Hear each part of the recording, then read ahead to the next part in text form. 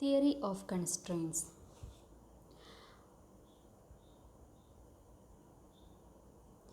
Theory of കൺസ്ട്രെയിൻസിനെ കുറിച്ച് നമ്മൾ കുറച്ച് ഡീറ്റെയിൽ ആയിട്ട് ത്രൂപുട്ട് അക്കൗണ്ടിംഗ് എന്ന് പറയുന്ന ചാപ്റ്റർ എടുത്ത സമയത്ത് പറഞ്ഞിട്ടുണ്ടായിരുന്നു. എന്താണ് തിയറി ഓഫ് കൺസ്ട്രെയിൻസ് എന്ന് പറഞ്ഞിട്ടുണ്ടെങ്കിൽ, അതായത് ബോട്ടിൽ നെക്സ്. തിയറി ഓഫ് കൺസ്ട്രെയിൻസ് എന്തിനാണ് നമ്മൾ ഇത്ര പ്രാധാന്യം കൊടുക്കുന്നത് എന്നുള്ളതും നമ്മൾ പറഞ്ഞിട്ടുണ്ടായിരുന്നു.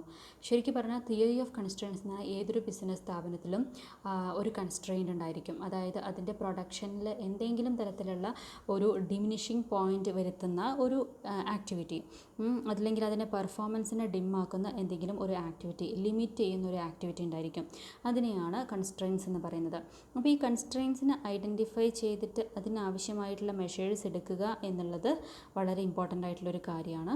അപ്പോൾ അതിനെയാണ് തിയറി ഓഫ് കൺസ്ട്രെയിൻസ് എന്നുള്ളതുകൊണ്ട് ഉദ്ദേശിക്കുന്നത്. സോ എന്തിനാണ് നമ്മൾ ഈ തിയറി ഓഫ് കൺസ്ട്രെയിൻസ് എന്നുള്ളൊരു കോൺസെപ്റ്റ് കൊണ്ടുവന്നിട്ടുള്ളത്?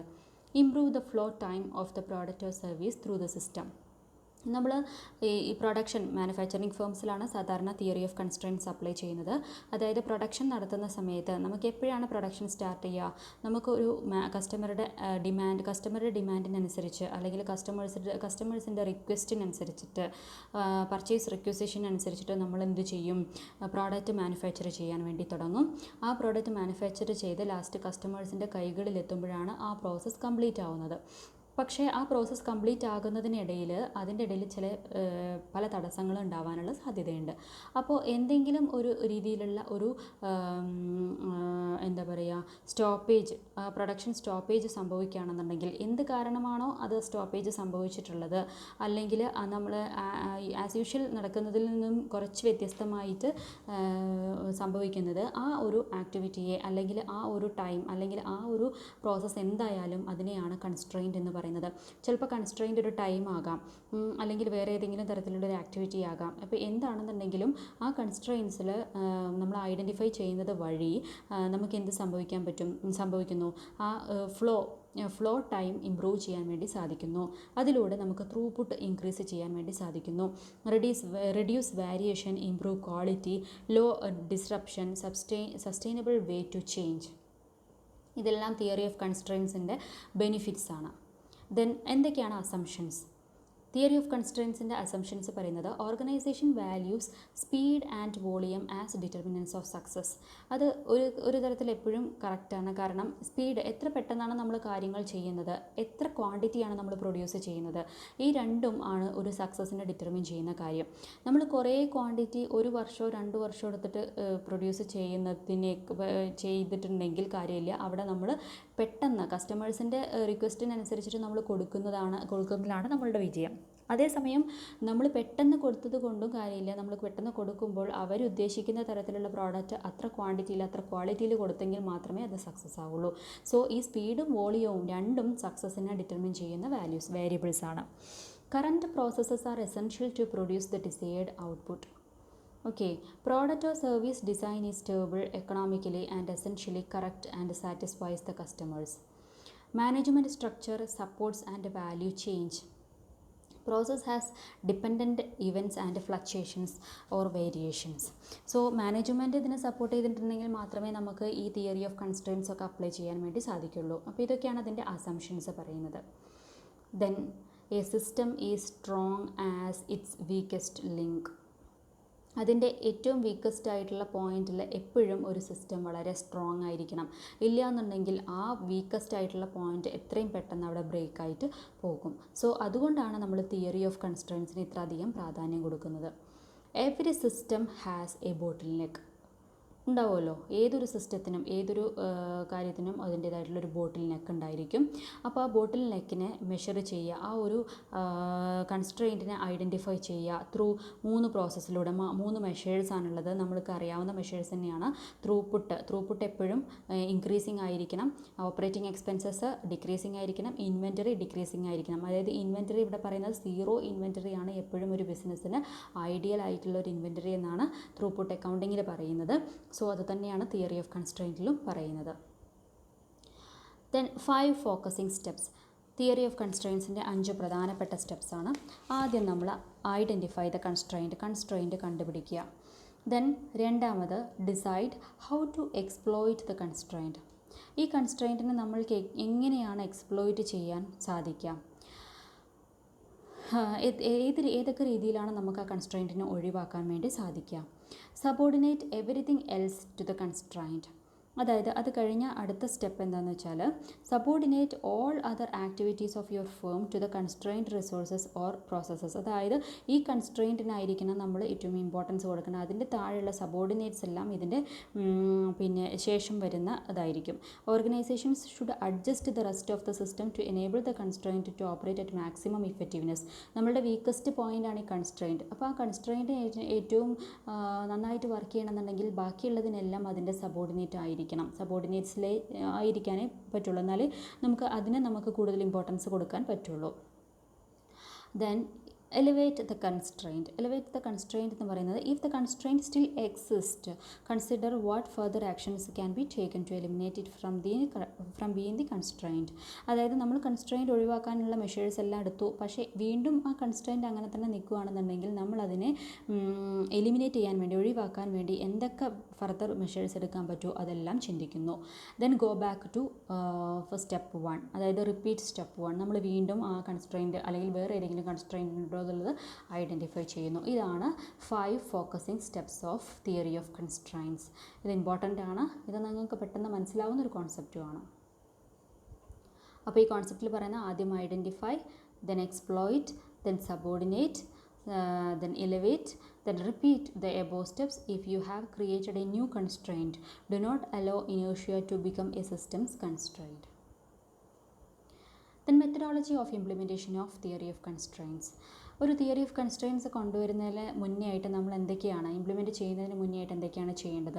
ആദ്യം ആ മാനുഫാക്ചറിങ് സിസ്റ്റം എങ്ങനെയാണെന്നുള്ളത് നമ്മൾ പഠിക്കണം. പിന്നെ ഏതാണ് ബോട്ടിൽ നെക്ക്, ഏതാണ് കൺസ്ട്രെയിൻറ്റ് എന്നുള്ളത് ഐഡൻറ്റിഫൈ ചെയ്യണം. ദെൻ എക്സ്പ്ലോയിറ്റേഷൻ സ്ട്രാറ്റജീസ് എന്തൊക്കെയാണെന്നുള്ളത് നമ്മൾ ഐഡൻറ്റിഫൈ ചെയ്യണം. ദെൻ അതിനുള്ള സൊല്യൂഷൻസ്, ഏത് സൊല്യൂഷൻസാണ് നമുക്ക് സ്യൂട്ടബിൾ ആവുക? പലതരത്തിലുള്ള സൊല്യൂഷൻസ് ഉണ്ടായിരിക്കും. മെയിനായിട്ട് നമുക്കൊരു പുതിയൊരു പ്രൊഡക്ഷൻ യൂണിറ്റ് ഇൻസ്റ്റാൾ ചെയ്യലായിരിക്കാം ചിലപ്പോൾ ഒരു സൊല്യൂഷൻ, അല്ലെങ്കിൽ ഒരു കേസ് ആൻഡ് പ്രോജക്റ്റ് ഇൻട്രൊഡ്യൂസ് ചെയ്യുന്നതായിരിക്കാം, അല്ലെങ്കിൽ പ്രൊഡക്ഷൻ ഓർഡർ സ്ട്രക്ചർ മാറ്റുന്നതായിരിക്കാം. ഇതിലേതാണ് നമ്മൾക്ക് ആപ്റ്റ് ആയിട്ടുള്ള സൊല്യൂഷൻ എന്നുള്ളത് നമ്മൾ ഡിസൈഡ് ചെയ്യുക. ഇതൊക്കെ ചെയ്യുന്നതാണ് ഇംപ്ലിമെൻറ്റ് ചെയ്യുമ്പോഴുള്ള നമ്മൾ അഡോപ്റ്റ് ചെയ്യുന്ന മെത്തഡോളജി. ദെൻ ഇതിനായിട്ട് ബന്ധപ്പെട്ടൊരു പ്രധാനപ്പെട്ടൊരു ടോപ്പിക്കാണ് ഡ്രം ബഫർ റോപ്പ്.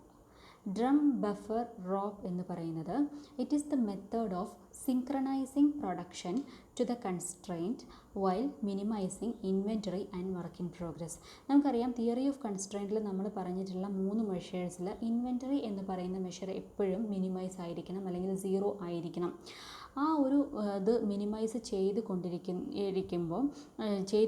നമുക്ക് ഈ കൺസ്ട്രെയിൻറ്റിനെ എങ്ങനെയാണ് സിങ്ക്രണൈസ് ചെയ്യാൻ പറ്റുക എന്നുള്ളതിൻ്റെ ഒരു മെത്തേഡിനെയാണ് ഡ്രം ബഫർ റോപ്പ് എന്ന് പറയുന്നത്. ഇതിൽ ഡ്രം എന്നുകൊണ്ട് ഉദ്ദേശിക്കുന്നത് കൺസ്ട്രെയിൻ്റ് ആണ്. അതായത് ആ കൺസ്ട്രെയിൻ്റ് ആണ് സെറ്റ് ദ പേസ്, അതായത് അതാണ് ഏറ്റവും ഇമ്പോർട്ടൻസ് കൊടുക്കുന്നത്.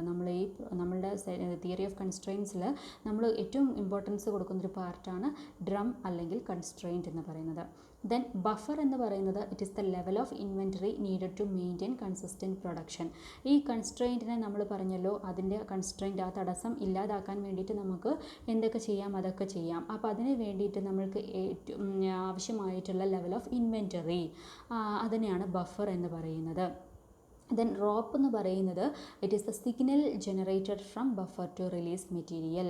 ബഫറിൽ നിന്നും, അതായത് നമ്മളുടെ ആ ഇൻവെൻറ്ററി ലെവൽ നമുക്ക് ഈ കൺസ്ട്രെയിൻറ്റ് തടയാൻ വേണ്ടിയിട്ടുള്ള ആവശ്യമായിട്ടുള്ള ഇൻവെൻറ്ററി ലെവലാണ്. ആ ഇൻവെൻറ്ററി ലെവൽ അതിൽ നിന്നും നമുക്ക് എപ്പോഴാണ് ഇനി വീണ്ടും ഇൻവെൻറ്ററി വേണ്ടത് അല്ലെങ്കിൽ വീണ്ടും മെറ്റീരിയൽസ് വേണ്ടത് എന്നുള്ളതിനെ കുറിച്ചിട്ട് ഇൻഫർമേഷൻ കൊടുക്കുന്ന സിഗ്നലാണ് റോപ്പ് എന്ന് പറയുന്നത്.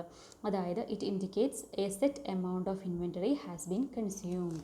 ഓക്കെ, ഇപ്പോൾ ഈ ഒരു ഡ്രം ബഫർ റോപ്പ് എന്ന് പറയുന്നതിനെക്കുറിച്ച് നിങ്ങൾക്കൊരു വേഗ് ആയിട്ടുള്ളൊരു ഐഡിയ മാത്രമേ ആയിട്ടുണ്ടാവൂ എന്നുള്ളത് എനിക്കറിയാം. അപ്പോൾ ഇതിനെ നമ്മളൊരു എക്സാമ്പിൾ വെച്ചിട്ട് പറയാം. സപ്പോസ് ഇതാണ് ഡ്രം ബഫർ റോപ്പ് എന്ന് വിചാരിക്കാം. അതായത് ഇതിലുള്ള ഈ ഡ്രം എന്ന് പറയുന്നത് ഈ ആക്ടിവിറ്റിയാണ്. അതായത് നമ്മളിപ്പോൾ ഇവിടെ first 1 activity, second, third, fourth and fifth activities ആണുള്ളത്.